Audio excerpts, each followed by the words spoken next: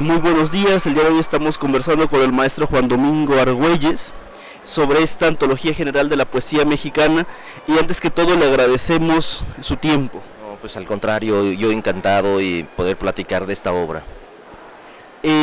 La pregunta obligada sin duda es ¿cómo surge el impulso de emprender una tarea, no sé cómo calificarla, si titánica o faraónica, pero más bien sería poética, de tratar de antologar la poesía mexicana? Sí, una tarea muy arriesgada y a veces sabiendo que no necesariamente se quedará bien con todos, ¿no? Una antología es realmente un ejercicio de una propuesta de lectura.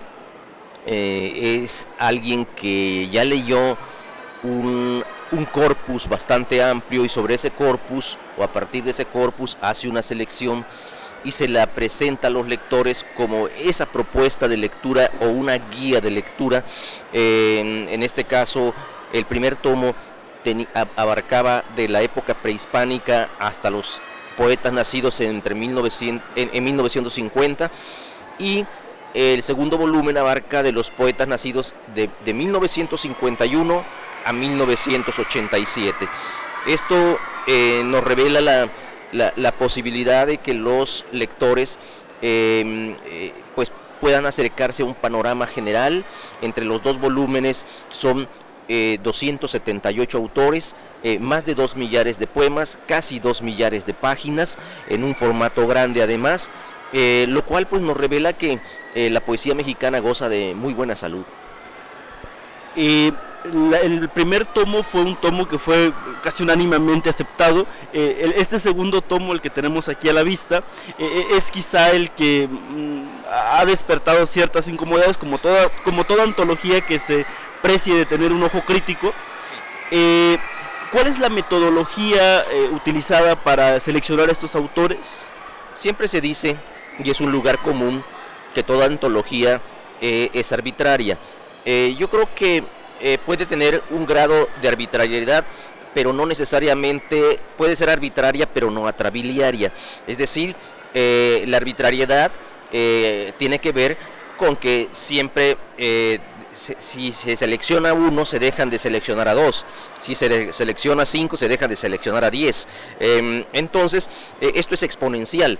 Pero aparte del gusto y el interés del antólogo por la poesía, en este caso que soy yo, está también la recepción crítica que han tenido los autores, los reconocimientos que han tenido también y la trayectoria que han seguido a lo largo de su actividad y que no hayan escrito nada más poesía ocasionalmente. Es decir, hay poetas que tienen toda una trayectoria, que tienen muchos libros de poesía perfectamente ubicados dentro de la realidad literaria nacional, y hay autores que han publicado muchas cosas, entre ellas también algún libro de poesía que no ha tenido ninguna repercusión.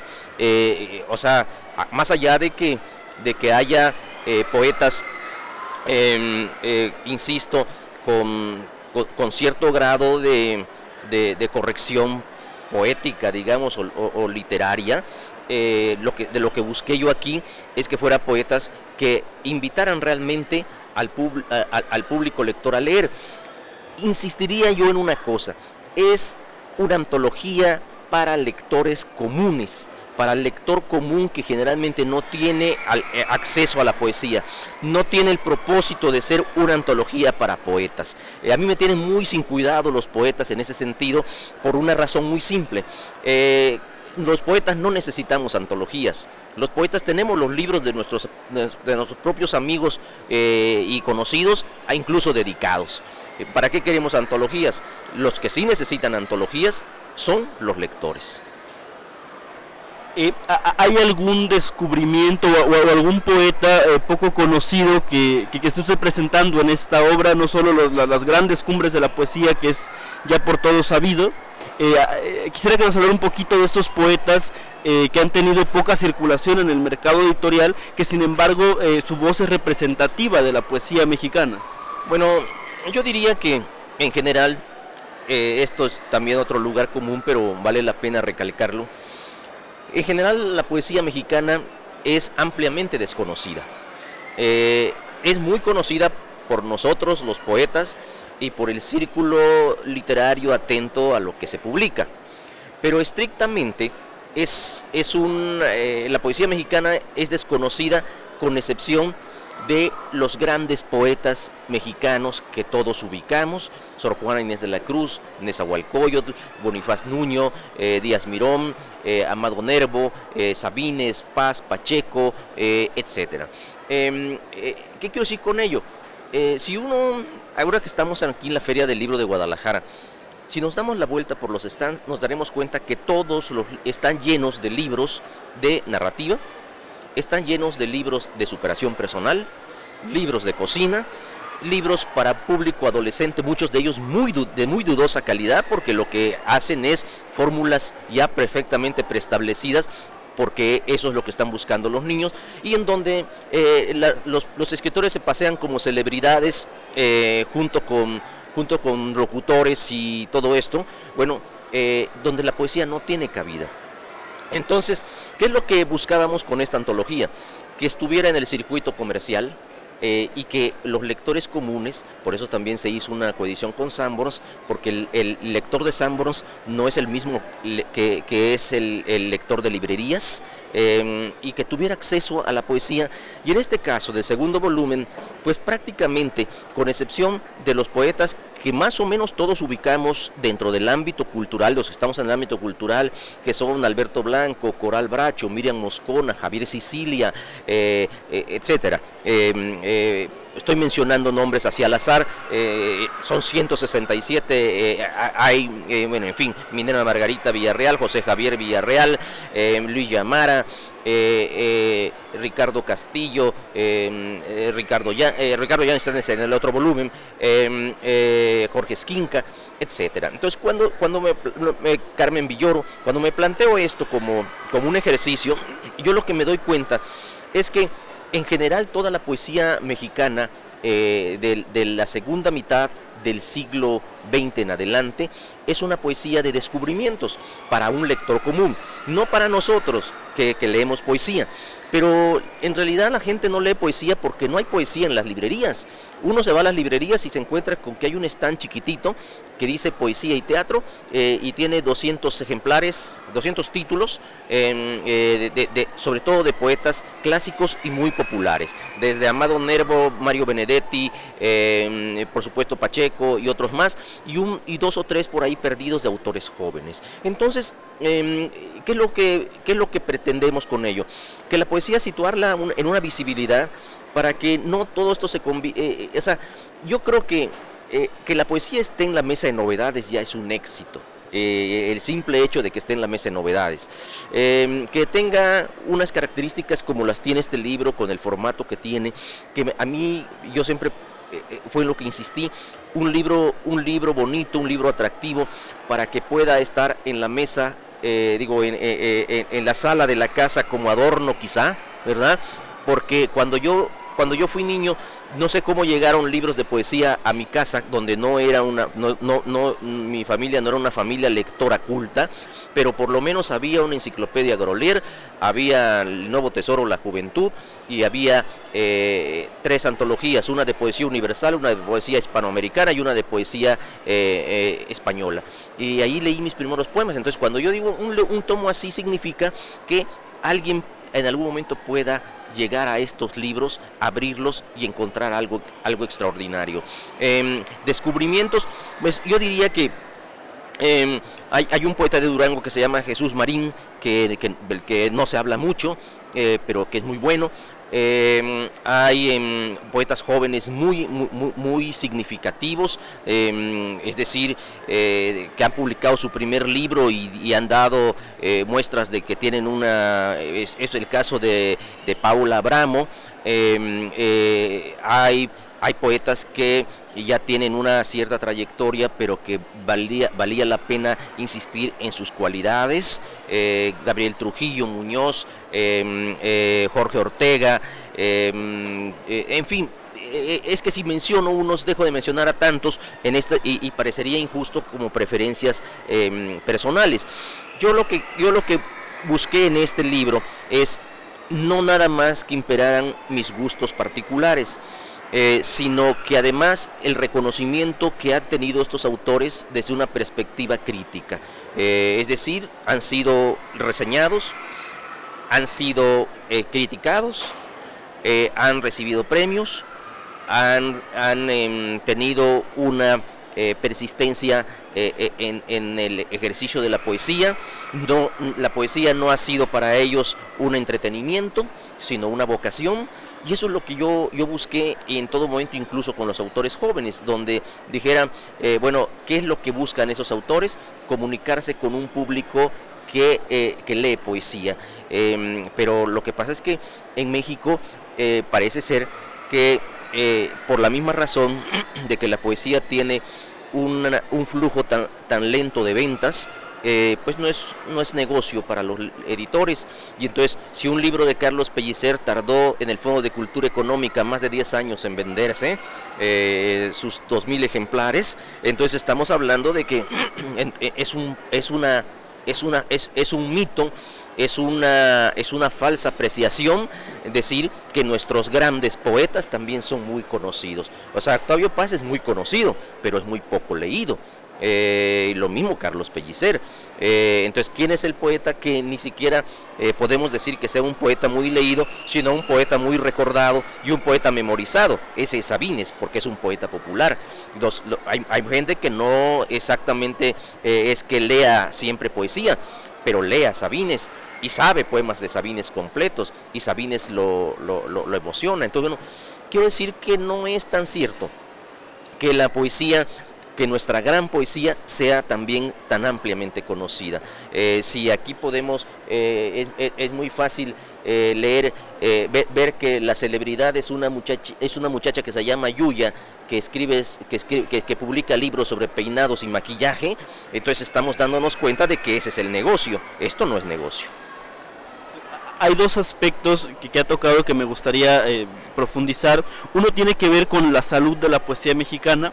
En estos recorridos históricos, ¿cuál es la evolución de esta salud? ¿Cuáles son los signos vitales de estas características de salud?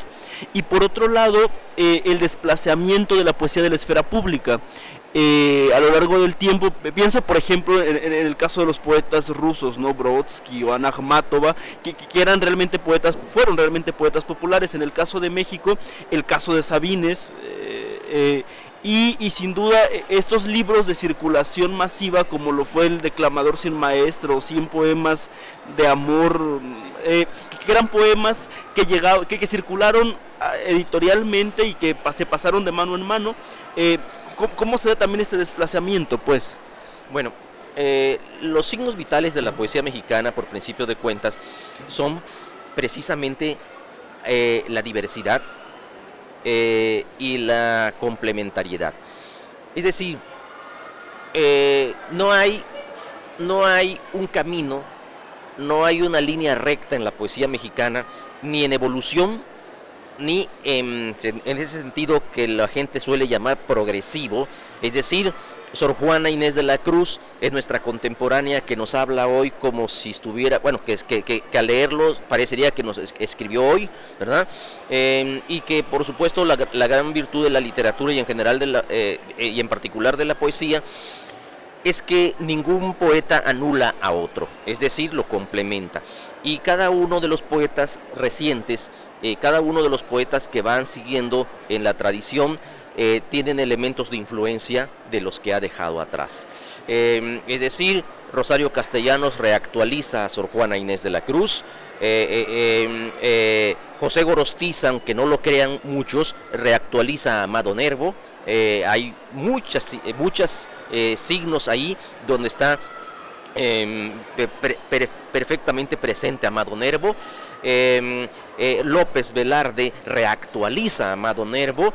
Fue el primero que habló de unos ojos color de sulfato de cobre, fue precisamente Amado Nervo, que no tenía ninguna ningún signo de originalidad hasta que Amado Nervo puso ojos inusitados de sulfato de cobre. Bueno, pero esos ojos verdes color color cobre, es de Amado Nervo. Entonces, ¿qué quiero decir con ello? La poesía se va nutriendo de todos los anteriores, o como solía, o como acostumbraba decir Octavio Paz en relación con, citando a Paul Valéry, diciendo él que el león se alimentaba de cordero, ¿no? Bueno, y lo dijo como dijera José Agustín también, sin darle crédito a Paul Valéry, ¿no? Entonces, bueno, quiero decir con ello que así es.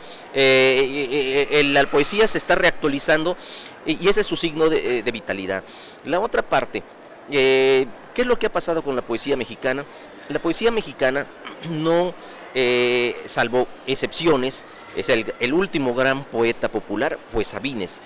Antes de Sabines estaba Amado Nervo, estuvo Díaz Mirón, estuvo también los grandes poetas ya más ancianos, hasta Juan de Dios Peza, ¿verdad?